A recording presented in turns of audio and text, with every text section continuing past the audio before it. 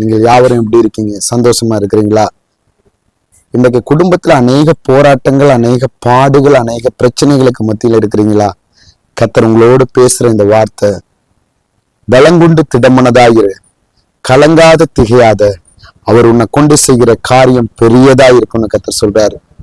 எனக்கு அன்பான கர்த்தருடைய பிள்ளைகளே, சோர்ந்து மட்டும் போயிடக்கூடாது. சூழ்நிலைகள் எப்படி வேணாலும் மாறலாம். உங்களுக்கு இருக்கிற எல்லா பிரச்சனைகளையும் நெருக்கலாம் உங்களை. ஆனா கர்த்தர் உங்க மேல வச்சிருக்க கிருபை, கர்த்தர் உங்க மேல வச்சிருக்க தயவு ஒருபோதும் மாறாது. சோர்ந்து போயிடக்கூடாது.